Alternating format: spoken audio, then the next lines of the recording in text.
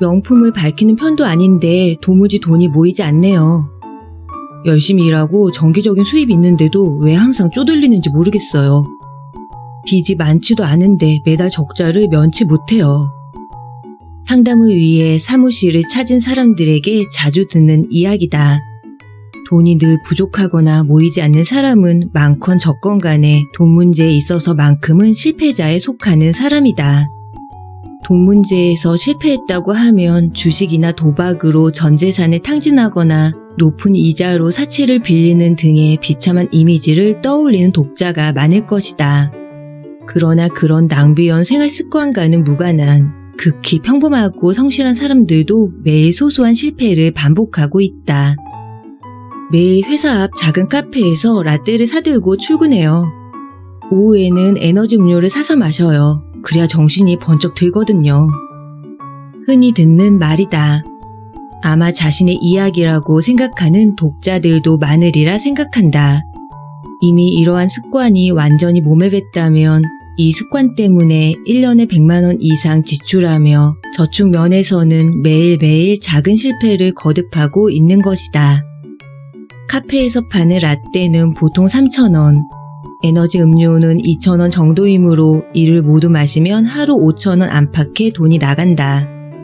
이러한 하루 5,000원의 소비가 습관으로 굳어진다면 어떻게 될까? 일주일 단위로 계산하면 5일에 25,000원, 한 달에 10만원, 1년이면 120만 원의 지출이 생긴다.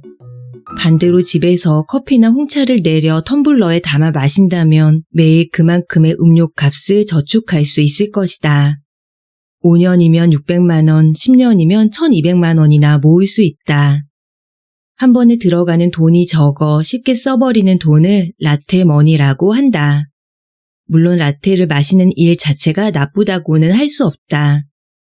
하지만 의식하지 못하는 사이 빠져나가는 돈도 쌓이면 무시할 수 없는 금액으로 불어나기 마련이라는 것을 명심해야 한다.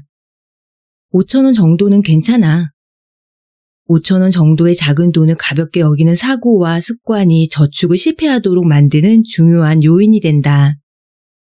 사치하는 편도 아닌데 돈이 좀처럼 모이지 않는 것은 어딘가 자신이 깨닫지 못한 곳에 돈이 새어나가는 구멍이 있다는 신호다. 구멍이 있으면 아무리 열심히 일해도 혹은 투자를 해도 돈이 솔솔 빠져나가기 때문에 목돈 마련은 점점 더 멀어지고 만다. 구멍난 양동이처럼 돈이 모이지 않는 체질에서 돈이 잘 모이는 체질로 변신하기 위해서는 우선 현재 가계 상황을 점검해 볼 필요가 있다. 이와 함께 어디에 구멍이 났을까, 구멍이 난 원인은 무엇일까, 어떻게 하면 구멍을 메울 수 있을까를 고민해야 한다. 이 책은 실제로 어려운 가계 상황을 상담하러 왔던 다양한 고객의 사례를 바탕으로 쓰였다. 아, 저건 내 얘기야. 돈이 모이지 않는 원인이 그거였다니. 습관이 정말 중요하구나. 라는 공감과 함께 각자 갖고 있던 가계의 마이너스 요인을 플러스로 바꾸기를 바라는 마음에서 기획되었다. 이 책을 읽고 개인 파산이나 노후 파산 등을 미연에 방지하고 단 한 명이라도 벼랑 끝으로 내몰렸던 상황에서 빠져나올 수 있다면 저자로서 그 이상 기쁜 일은 없을 것이다. 돈이 모이지 않는 나쁜 습관 1. 저렴한 물건의 두 얼굴 1,000원 숍에서 탕진하는 재미. 명품을 사거나 사치하는 편은 아니거든요. 이렇게 말하며 고개를 갸우뚱하는 상담자들이 많다. 그런 경우 명품처럼 목돈의 지출은 없어도 편의점이나 작은 가게에서의 소액 지출이 잦다. 어떤 상담자는 싸니까 이것도 사고 저것도 사고 하면서 1,000원 숍을 들락거리며 구입한 상품의 금액이 한 달에 5만 원을 넘기도 했다. 설마 1,000원 숍처럼 저렴한 물건을 파는 곳에서는 낭비할 일은 없을 것이라 믿으며 사치를 부리지도 않는데 항상 돈이 없다고 울상을 짓는 것이다. 특히 아기자기하고 귀여운 물건을 좋아하는 사람은 5,000원 전후의 자파나 인테리어 소품 등을 습관적으로 사들이는 경향이 있다.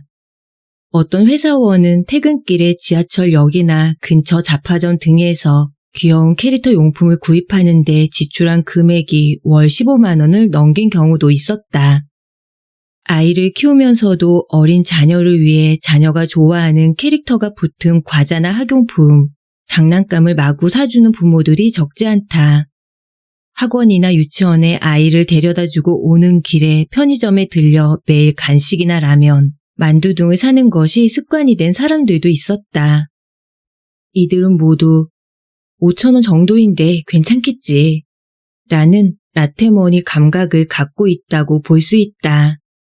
자잘한 물건을 사는 습관을 가진 사람은 목돈이 나가는 것에는 민감하지만 소액 지출에는 둔감하다. 고가의 상품을 호기롭게 구매하지 못하면서도 적은 돈으로 물건을 구매하는 일을 마치 오락처럼 즐기면서 쇼핑 욕구를 채우는 것이다. 나도 소소한 쇼핑을 좋아하는데 만약 위의 글을 읽고 그런 생각이 들었다면 지금 당장 한 달에 어느 정도 지출하는지 영수증을 모아 총 지출액과 1회당 지출액을 계산해 보도록 한다. 이렇게나 많은 돈을 썼다니. 씀씀이에 대한 자각하는 것만으로도 이후 쓸데없이 낭비되는 액수가 다소나마 줄어들게 될 것이다. 무작정 달려나가는 자동차에 한 번쯤은 브레이크를 걸어야 속도가 조절되기 마련이다. 저는 용돈도 따로 없어서 별로 많이 사지는 않아요. 이렇게 말하는 전업주부들도 자파중심의 지출이 가계부 곳곳에 숨어있는 경우가 많다. 그 중에는 해당 항목의 지출이 한 달에 10만 원에서 15만 원 정도 꾸준히 유지되는 상담자도 꽤 있었다.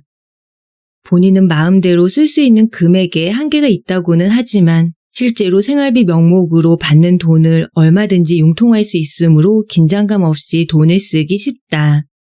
따라서 개인 비용을 미리 산정한 뒤 그 범위 안에서 물건을 구입하면 쓸데없는 소비도 조금씩 줄어들 것이다. 목돈 마련을 위한 포인트. 구매 영수증을 모아 소액 지출의 총 합계를 계산한다. 자잘한 소품을 구입한 금액을 가계 지출에 포함시켜서는 안 된다.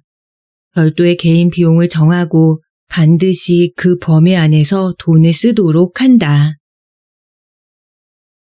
돈이 모이지 않는 나쁜 습관. 2. 택배 중독. 과연 정말로 필요한 물건일까? 택배로 받으면 되니까 주문해야겠다. 배송비가 아까우니 다른 것도 사야지. 상하는 것도 아니니 싸게 팔 때 사두자. 마트의 택배 서비스나 전단지 주문 등을 자주 이용하는 사람은 집에서 물건을 편하게 받는다는 점에 매료되어 꼬리 물기 소비에 집중하는 경향이 있다. 전단지를 보다가 이달의 추천 상품이나 빅세일 상품 등 매력적인 판매 문구가 눈에 띄면 특별히 필요한 물건이 아닌데도 계속해서 구매하려는 심리가 작용하는 것이다. 직접 장을 보러 마트에 가면 보통 무거워서 들고 올 수 없을 정도로 식재료를 구입하지는 않는다. 하지만 현관까지 배달해주는 서비스의 경우에는 1일 혹은 한 달 안에 다 먹지 못할 만큼의 냉동식품을 이것저것 주문하는 사람이 많다. 게다가 그 자리에서 지갑을 열어 돈을 지불하는 것이 아니라 은행 계좌로 송금하거나 다음 달 빠져나가는 카드 결제 등으로 진행되기 때문에 지출에 대한 의식도 희박하다. 그 결과 식비나 생활용품 구입비가 필요 이상 늘어나게 된다. 더구나 택배로 주문하면 실물을 직접 보지 않고 사기 때문에 이 물건이 정말 필요한 물건인지 느슨하게 판단하게 된다. 막상 집 앞에서 받아들었을 때 생각했던 물건과 묘하게 다르다면 알차게 활용할 가능성도 줄어드는 것이다. 택배 서비스를 이용한 쇼핑은 생수나 쌀처럼 무거운 것만 주문한다는 규칙을 정하고 다른 물건은 실물을 확인한 뒤 구매를 결정하는 습관을 들이도록 한다. 또한 생활용품의 대부분을 지나치게 쌓아놓지 않도록 주의해야 하는데 그 이유는 자칫 소비 속도를 가속화시킬 수 있기 때문이다. 예를 들어 화장지를 묶음으로 대량 구매했다고 하자. 아직 많이 남아있다는 생각으로 평소보다 씀씀이가 헤퍼질 수 있다.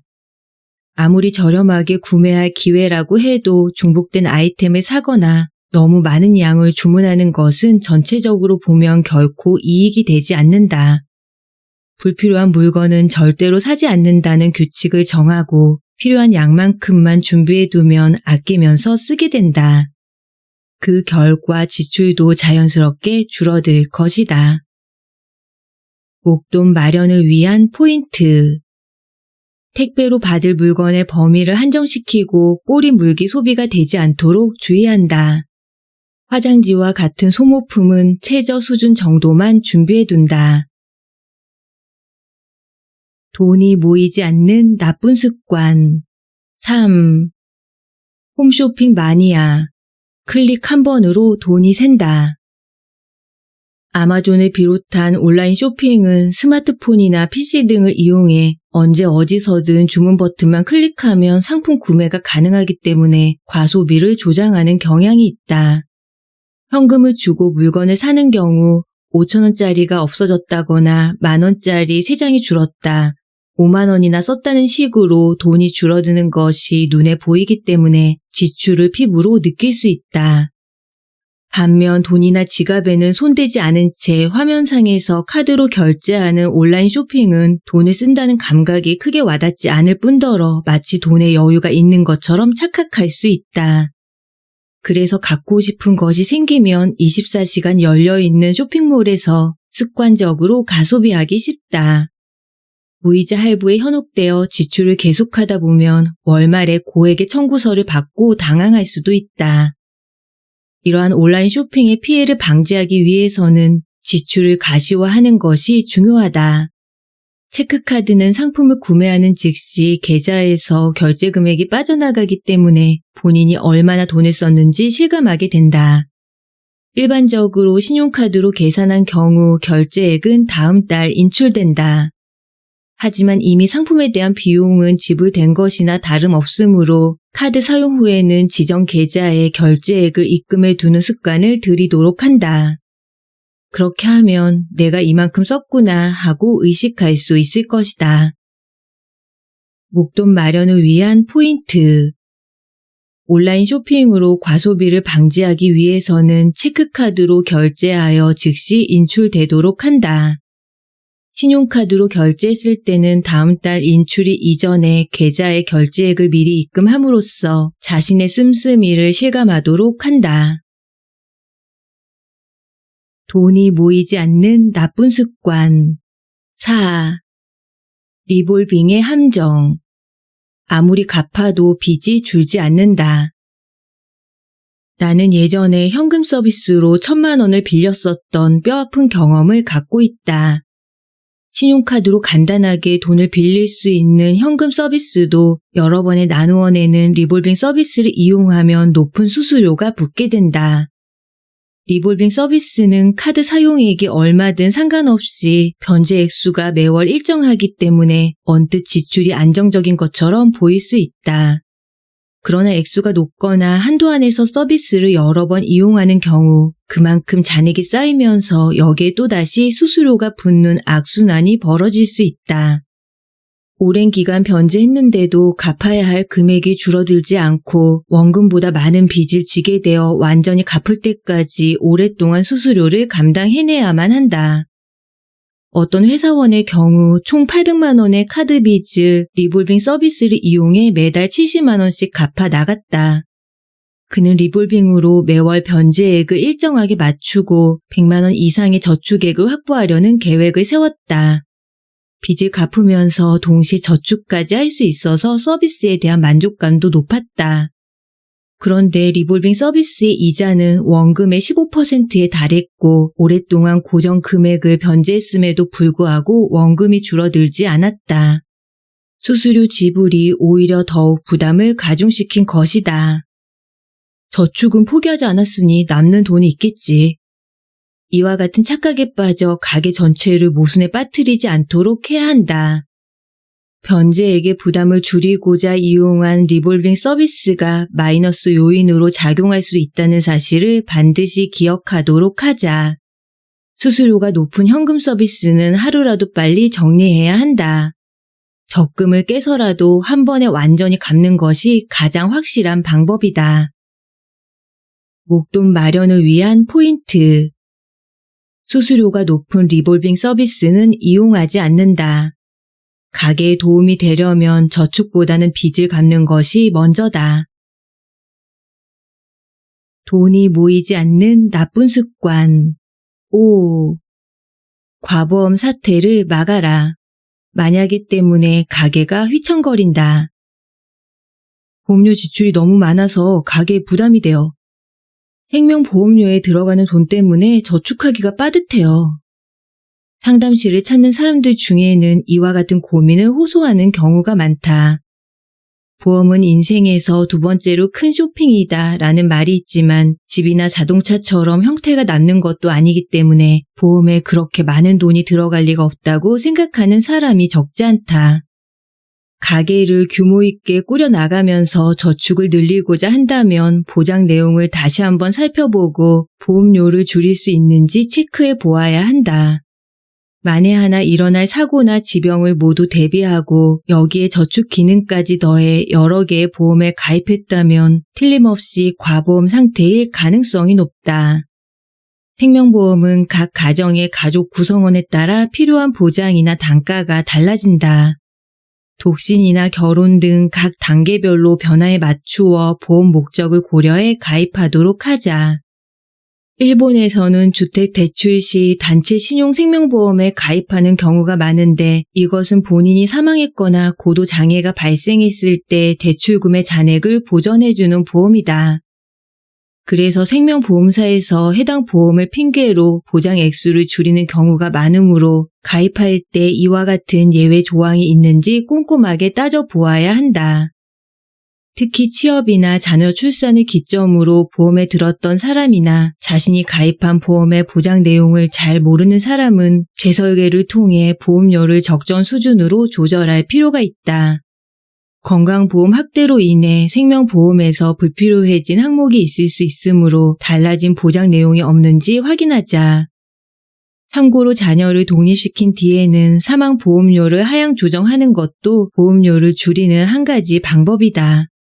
현재 목적에 맞지 않는 불필요한 보장 내용에 과도한 보험료를 지출하지 않도록 조절한다면 더 이상 보험료가 가계를 압박하는 상황은 벌어지지 않을 것이다. 목돈 마련을 위한 포인트. 결혼, 출산, 자녀의 독립 등 각 단계에 맞추어 보험료 지출 계획을 세우도록 한다. 자녀가 독립하면 사망보험료를 하향 조정한다. 돈이 모이지 않는 나쁜 습관. 6. 건강한 식탁의 함정. 허약한 저축의 현실. 가족의 건강과 직결되는 비용은 매우 중요한 부분이다. 좋은 식재료를 골라 식사를 준비하는 것은 누구나 상상할 수 있는 행복한 식탁의 모습이다. 그러나 무농약이나 무첨가, 글루텐 프리 등을 내세운 재료는 대개 일반 제품보다 비싸다. 예를 들어 과일 주스의 경우 일반 제품은 2,000원 안팎이지만 과즙 100% 주스는 4,000원. 10,000원이면 구입할 수 있는 올리브 오일도 무농약이라는 라벨이 붙으면 20,000원 전후로 가격이 2배 이상 훌쩍 뛴다. 이런 재료로 식사를 준비하면 당연히 식비는 그만큼 늘어나게 된다. 어느 맞벌이 부부의 사례를 살펴보자. 남편은 가사 일을 적극적으로 돕는 편이고 아내 역시 살림꾼이다. 둘이 합쳐 월 600만 원 정도의 수입에 2명의 자녀, 2마리의 개를 키우고 있는 단란한 가족이지만 생활 전반의 지출의 비중이 지나치게 커서 저축을 전혀 못하고 있었다. 특히 이 가정에서 눈에 띄는 부분은 식비로 월 100만 원 정도가 지출되었다. 4인 가족 식비로 100만 원은 지나치게 큰 금액이다. 이유를 살펴보니 이 가정은 아이와 가족의 건강을 위해 유기농 식재료만을 사용하여 요리하고 있었다. 사실 절약을 위해 건강을 담보로 한다면 오히려 의료비나 약값이 더 나가는 불상사를 겪을 수 있다. 건강에 신경 쓰는 것 역시 가게를 안정시키는데 분명 소홀히 할 수 없는 부분이긴 하다. 그러나 식재료의 질에 너무 연연하면 식비의 비율이 높아지므로 가게에 부담이 되고 결국 그만큼 저축할 수 있는 여력도 줄어들게 된다. 가족의 건강을 중시하는 건강한 식탁은 이상적이지만 가게라는 관점에서 보면 100% 좋은 것만은 아니다. 진정 건강한 식탁은 가게 규모를 고려하지 않고 식재료의 등급만 따지는 것이 아니라 적절한 재료로 정성껏 만든 음식이 놓인 식탁이다. 식비는 일주일 단위로 예산을 세우고 그 범위 안에서 재료를 구입하도록 하자. 예를 들어 일주일 식비를 10만 원으로 잡았다면 미리 지갑 안에 10만 원만 넣고 다니면서 장을 본다. 초과분에 대한 구입 가능성을 아예 차단하는 것이다. 이런 식으로 한 달, 두 달이 흐르면 식비에 대한 의식도 변한다. 지금까지 가격에 신경 쓰지 않고 건강에 좋은 재료만 구매했던 데 반해 그 정도 금액을 지불하면서까지 사야 할까? 이것만은 좋은 상품으로 사야 한다는 식으로 적절한 기준을 정해야 한다. 굳이 모든 재료를 유기농으로 고집하지 않더라도 얼마든지 맛있고 건강한 요리를 만들 수 있기 때문이다. 의식 없이 돈을 썼을 때와 정해진 예산 안에서 식재료를 구매했을 때 건강상 별다른 차이가 보이지 않는다면 지금까지 가족의 건강을 이유로 과소비해왔을 가능성이 높다. 식비를 조절할 수 있게 되면 자연히 지출을 관리하는 능력도 생기기 때문에 생활용품비 등의 지출도 쉽게 줄어들게 된다. 참고로 앞서 예로 들었던 4인 가족은 이러한 방법으로 식비를 100만 원에서 60만 원으로 감소시켰고 생활용품비까지 규모 있게 줄인 덕분에 연간 1,000만 원 정도를 저축하는 데 성공했다. 목돈 마련을 위한 포인트. 건강을 위해서, 가족을 위해서라는 명목으로 의식 없이 식재료비를 지출하면 그만큼 저축할 수 있는 여력은 줄어든다. 식비를 줄이는 데 익숙해지면 다른 비용도 자연스럽게 줄일 수 있다. 돈이 모이지 않는 나쁜 습관. 7. 가족만이 전부? 분별 없는 가족 사랑은 경계하라. 가족에 대한 애정이 가게를 압박하는 예상치 못한 경우도 의외로 많다. 가게 상황을 냉정하게 파악하지 않은 채 가족의 처지를 위해 무리하게 지출하는 것이다. 이러한 상황이 이어져 도와주는 사람의 가게마저 휘청이기 시작하면 결국 모두에게 나쁜 결과로 이어질 수 있다. 어느 딩크 부부의 사례를 살펴보자. 의료 관련 회사에서 계약직으로 일하고 있는 37세 아내를 지나치게 배려한 42세 남편 때문에 가게가 불균형 상태에 빠지고만 경우다. 속사정을 들여다보니 남편은 월 280만 원 정도의 수입 중 절반을 주택대출 상환과 관리비 등으로 충당하고 여기에 수도 광열비와 보험료, 아내의 통신비까지 내주고 있었다. 그 때문에 남편의 수입은 100% 가게 운영에 쓰였고 부족한 부분은 자신의 비상금을 덜어 충당하기까지 했다. 내가 잘못되면 아내가 어떻게 살아갈지 걱정된다는 이유로 고액의 생명보험도 해약하지 못한 채 남편은 오직 아내가 계약직 업무에서 스트레스를 받지 않도록 배려했다. 심지어 본인은 술을 끊었으면서도 아내가 회식비로 지출한 비용까지 부담한 일도 있었다. 반면 아내는 자신의 수입 230만 원을 옷값과 미용비, 유흥비 등으로 자유롭게 사용했다. 물론 두 사람의 관계가 원만했으므로 제3자가 시시비비를 따질 필요는 없다. 다만 경제적인 측면에서 볼 때 저축을 전혀 못하고 있는 상황과 곧 바닥이 드러날 남편의 비상금을 감안한다면 얼마 지나지 않아 가게는 붕괴될 것이 확실했다. 살림이 그토록 비정상적인 형태로 변한 원인은 남편의 지나친 애정에 있었다고 볼 수 있다. 사랑하는 사람에게 베풀고자 하는 남편의 친절이 철없는 아내를 만들고 만 것이다. 부부는 공동으로 가게를 책임져야 한다.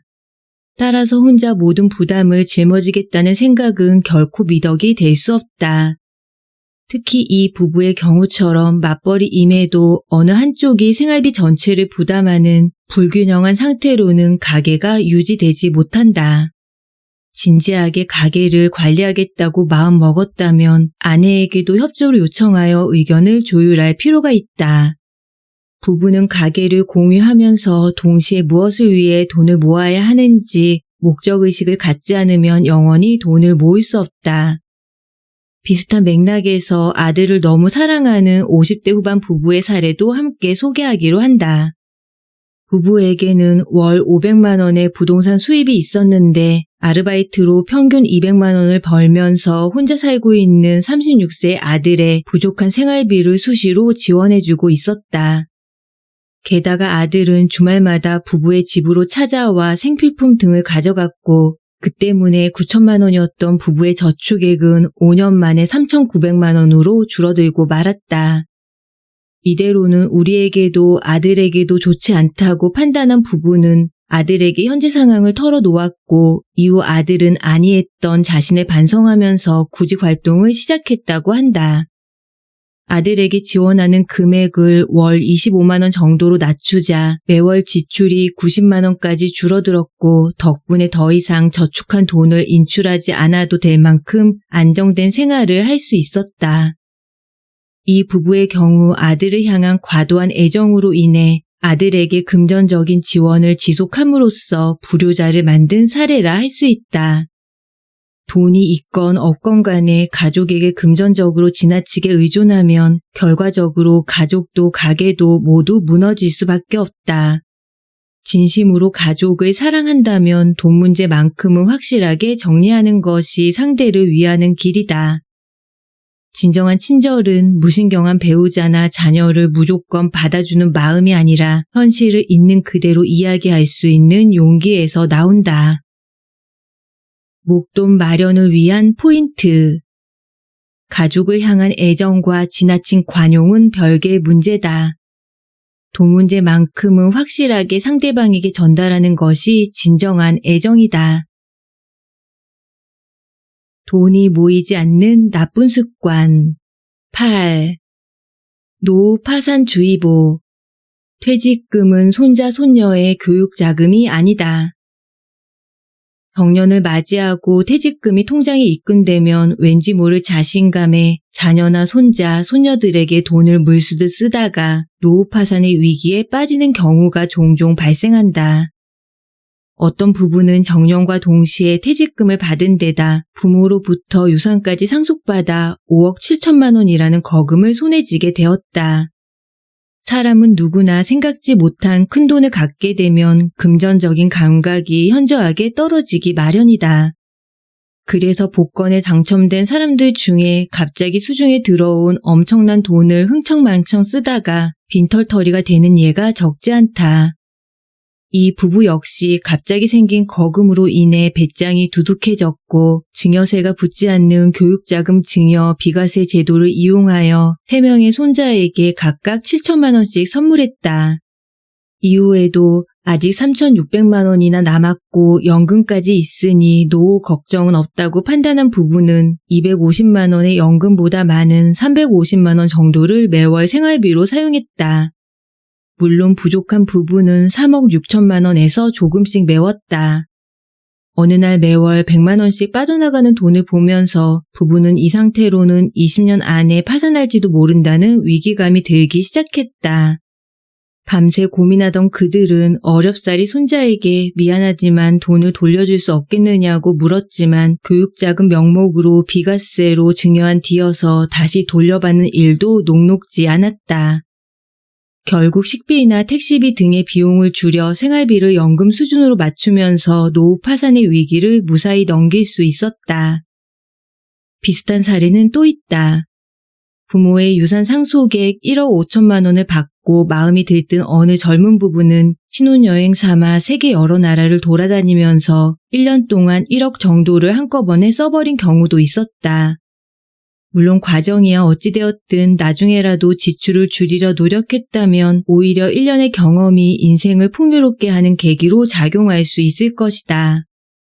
그러나 대부분의 경우 일하지 않고 갑작스럽게 거액을 지게 되면 세상을 마음대로 할 수 있으리라는 착각에 빠져 순식간에 탕진해 버리기 십상이다. 텅 빈 잔고를 보면서 그때 낭비하지 않았더라면 그 돈이 고스란히 남아있을 텐데 하고 후회해 보았댔자 이미 때는 늦었다. 무엇이든지 과하면 문제가 된다. 노후에 대해 지나치게 안이하게 생각한 나머지 과도한 증여나 무계획적인 소비를 일삼는다면 소중한 노후 자금이 눈 깜짝할 사이에 날아가 버릴지도 모른다. 목돈 마련을 위한 포인트. 퇴직금이나 유산 상속 등으로 거액이 들어오더라도 노후 대비를 위해 냉정하게 대처하도록 한다. 생활비는 가능한 한 연금액 범위를 넘지 않도록 조절하는 것이 노후 파산을 막는 지름길이다.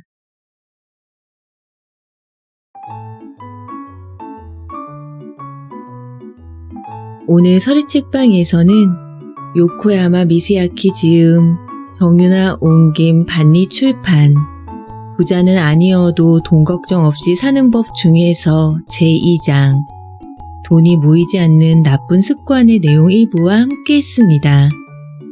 일본 저축 분야 1인자로 통하는 저자는 누적 판매 280만 부의 베스트셀러 작가이자 1만 개가 넘는 적자 가게를 회생시킨 금융 전문가입니다.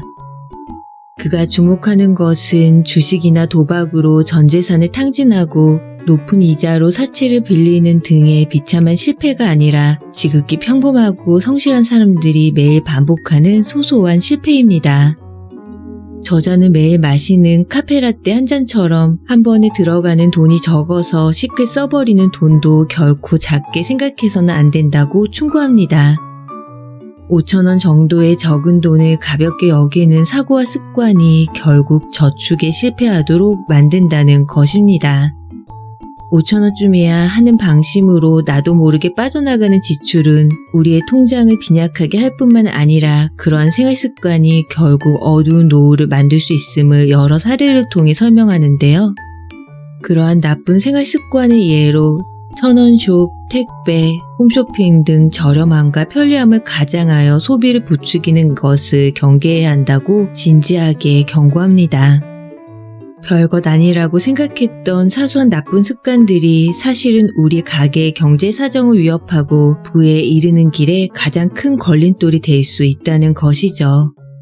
이러한 나쁜 습관들을 개선하고 생산적이고 긍정적인 변화를 받아들일 때 오늘보다 더 풍요로운 내일이 우리를 기다리고 있을 것입니다. 오늘도 한 권의 책과 함께 소중한 시간 나눠주셔서 감사합니다. 여러분의 성공과 행복의 여정을 항상 응원합니다. 세상은 뷰티풀, 인생은 원더풀. 당신이 최고입니다. 여러분의 구독과 좋아요는 저에게 정말 큰 힘이 됩니다.